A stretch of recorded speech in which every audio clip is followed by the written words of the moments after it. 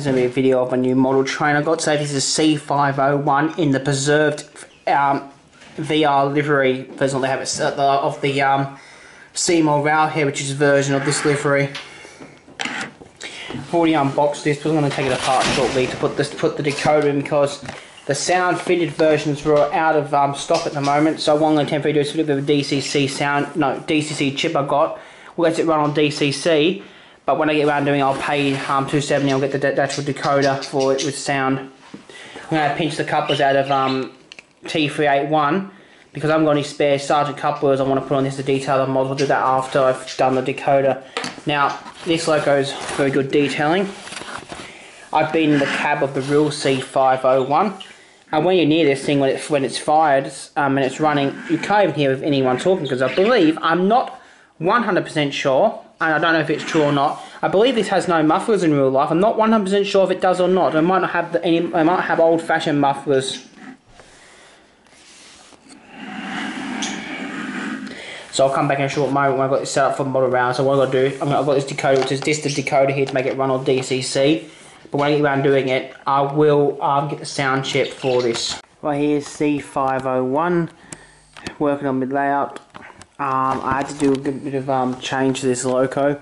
Firstly, I put the ESU chip into this and it didn't work. What it did, the ESU sound chip I had, not sound chip, but DCC running chip, was not the right one for this loco. As soon as I powered it up, it blew up and it fired the new chip. So I just pulled the one out of X31 and tucked it in here to get it to work. I will sound fit this loco in a later date. You can change the light pattern.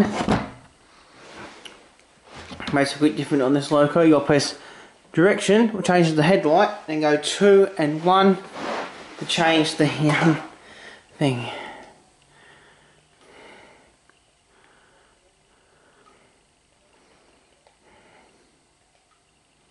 Okay, I'll put both on. I don't think they ever did that on a C class.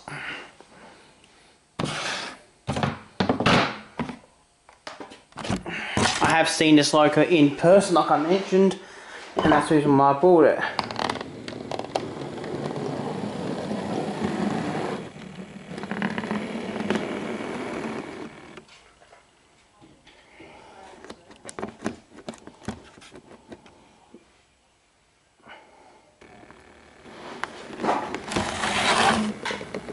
Let's come off the tracks again. When I get onto the main, I'm going to change the points and I'm going to go through the It's not the loco, don't worry about that. This is the way I got the track assigned. It's not the loco.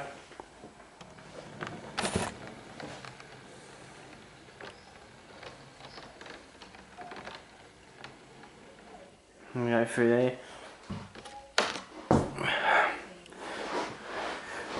All points on the yard board except the one that goes to the main line. All points are manual, and none of them are electric powered.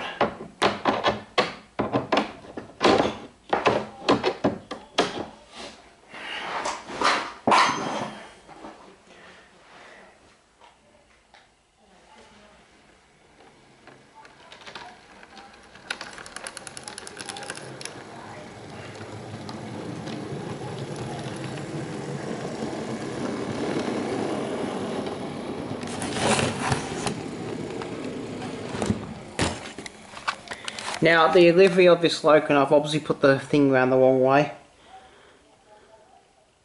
The livery of this is the Seymour Rail Heritage livery they use.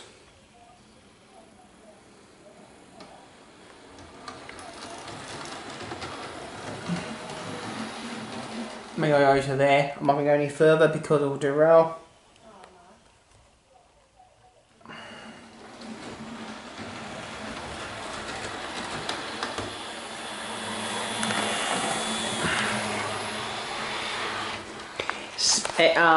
C501 has a motor, the motor of it in real life is a, if I'm saying this correctly, an SD40-2 Australian version of motor.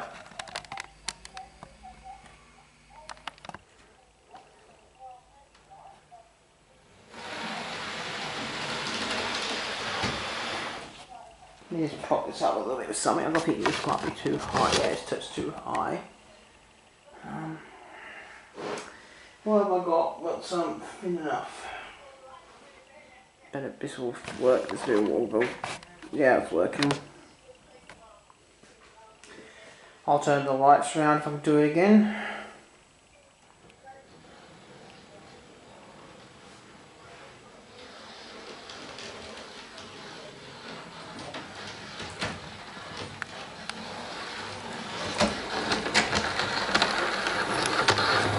Oh, that's why it's making that noise come off the rails.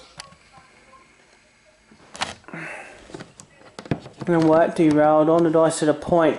Oh, went over a point was not set.